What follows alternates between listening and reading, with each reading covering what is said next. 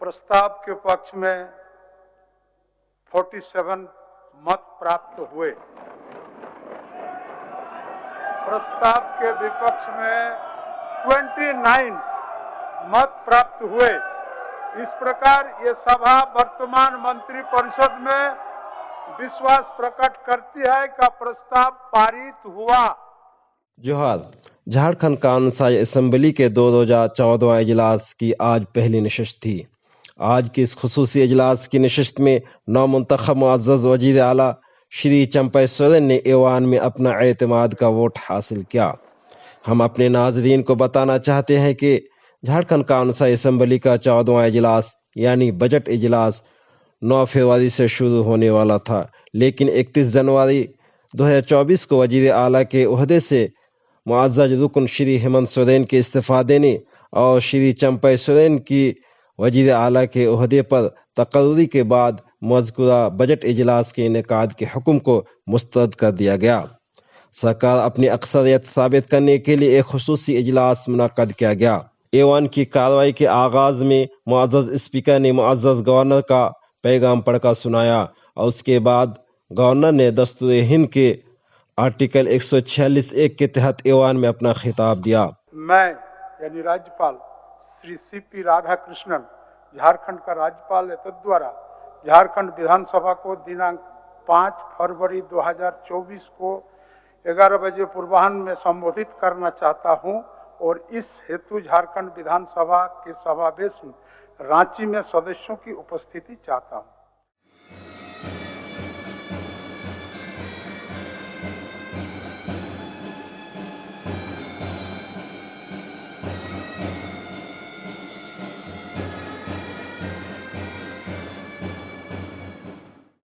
An incentive allowance of rupees 1,000 per month is being given to male youth and 1,500 per month to the female youth, disabled, transgender through the DPT for a maximum period of 1 year.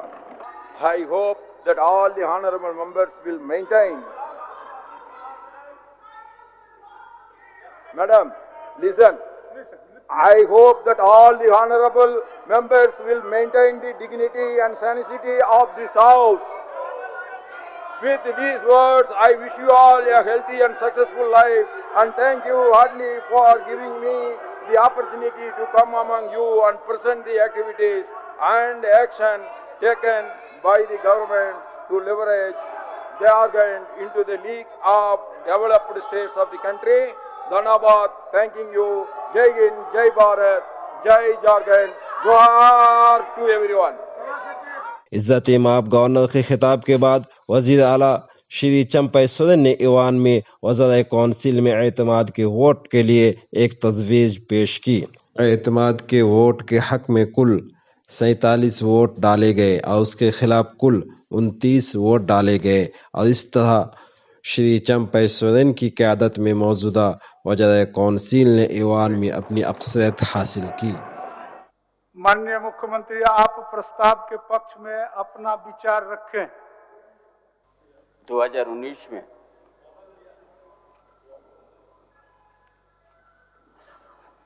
Hemant Soren के नेतृत्व में जो नदास को प्राप्त किया गया था, क्यों इतना धनी प्रदेश में रहते हुए यहाँ का आदिवासी मूलवासी बदन में कपड़ा नहीं आए, गर्मी के समय पैर में जूता नहीं है, क्यों इस तरह यहाँ का आदिवासी मूलवासी को हुआ है? जो सोच करके बाबा साहब अम्बेडकर हमारा जयपाल सिंह मुंडा जो आज संविधान बना दिया, उसके आप लोग मत मिटाइए, उसको मान के ही हमारा लोकतंत्र को बचाना है। इसलिए आज लोकतंत्र बचाने के लिए हेमंत बाबू का जनदास को सम्मान के लिए मुझे आपका समर्थन जरूर दीजिएगा। वज़ीर आला के एतमाद के वोट पर बहस में मुअज़्ज़ज़ member Shri Hemant Soren, opposition leader Shri Amar Kumar Bauri, वज़ीर जनाब आलमगीर आलम, श्री सुदेश कुमार महतो, श्री प्रदीप यादव, श्री विनोद कुमार सिंह और श्री जोसेन ग्लस्टिन ने हिस्सा लिया और आखिर मुअज़्ज़ज़ वज़ीर आला ने बहस का जवाब दिया। तो कागज पटक कर दिखाए कि 8.5 एकड़ का जमीन हेमंत सोरेन के नाम पर है। अगर होगा मैं उस दिन से राजनीति से इस्तीफा दे दूंगा। राज अलग हुए 23 साल हो रहे हैं, 24 साल हो गए अध्यक्ष महोदय। किसने सबसे अधिक राज किया इस राज्य में? ये मुझे बोलने का जरूरत नहीं है, किसी को बताने की भी जरूरत नहीं। सब अपने गिरेबान में देखें, सबको पता चलेगा कौन कहां बैठा, किसने क्या काम किया। घोटाले इनको 2024 से ही नजर आ रहे हैं। 4 साल में ही जो सरकार चले गई, त्यागपत्र दिया, किसी ने बर्खास्त नहीं किया, प्रेसिडेंशियल रूल नहीं लगाया, राष्ट्रपति शासन नहीं लगाया। वो जो सरकार गई हेमंत दा की, वो भ्रष्टाचार के संगीन आरोपों के कारण गई है, ये आपको मालूम होना चाहिए। एक पिछड़ा का बेटा एक चाय बेचने वाला प्रधानमंत्री बनता है तो वंशवाद और परिवारवाद की राजनीति के प्रति पूरे भारत के जनमानस को तैयार करता है, और उसका नतीजा होता है कि झारखंड में भी पहली बार सोरेन परिवार से निकल करके चंपई सोरेन जी मुख्यमंत्री पद का ग्रहण करते हैं। कांग्रेस है तभी देश सफल हुआ, तभी देश आजाद हुआ।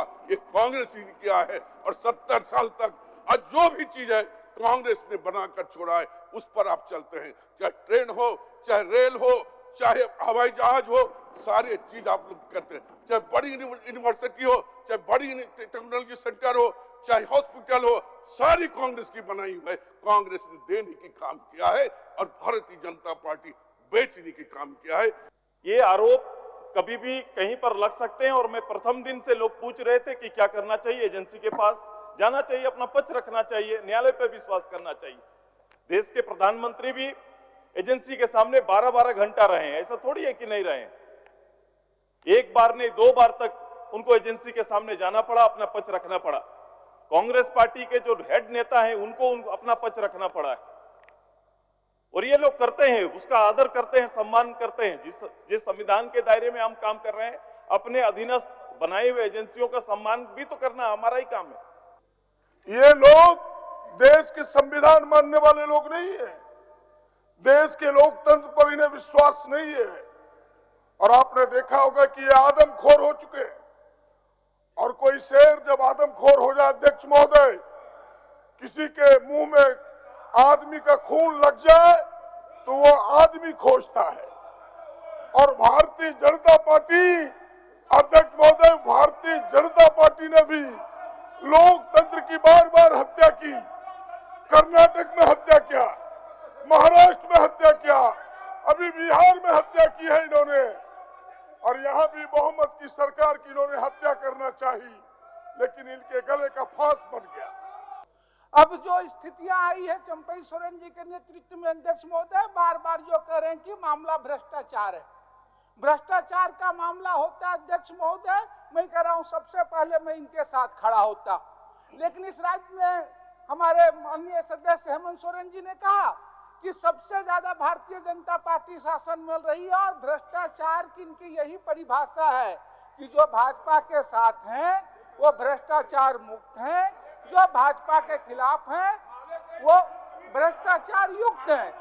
आर्टिकल 334B, जिससे हम लोग को एक हक मिलता था, संवैधानिक हक, हम लोग का नॉमिनेशन होता था, बहुत चालाकी से, क्योंकि हम एक विशेष धर्म को अपनाए हैं, उसको बहुत चालाकी से उसको हटा दिया गया। और मैं हेमंत सोरेन जी को धन्यवाद देता हूं कि उन्होंने मुझे नॉमिनेट किया। मैं अंतिम नॉमिनेटेड मेंबर हूं पूरा देश में, और आप छोड़िए ना, मेरा हक तो आप ही ने छीना। उसके बाद इजलास की कार्रवाई 6 फरवरी 2024 की सुबह 11 बजे तक के लिए मुलतवी कर दी गई। माननीय अध्यक्ष महोदय, इस प्रस्ताव पर मत विभाजन किया जाए।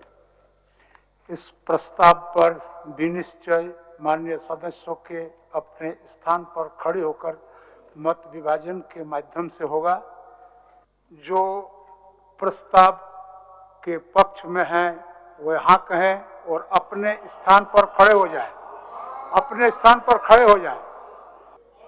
जो इस प्रस्ताव के विपक्ष में है वह ना कहे और अपने स्थान पर खड़ा हो जाए।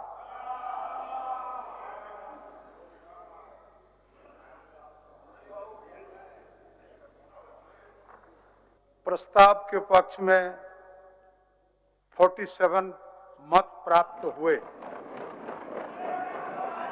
प्रस्ताव के विपक्ष में 29 मत प्राप्त हुए। इस प्रकार ये सभा वर्तमान मंत्री परिषद में विश्वास प्रकट करती है कि प्रस्ताव पारित हुआ। माननीय सदस्यगण, सभा की कार्रवाई मंगलवार दिनांक 6 फरवरी 2024 के 11 बजे पूर्वाह्न तक के लिए स्थगित की जाती है।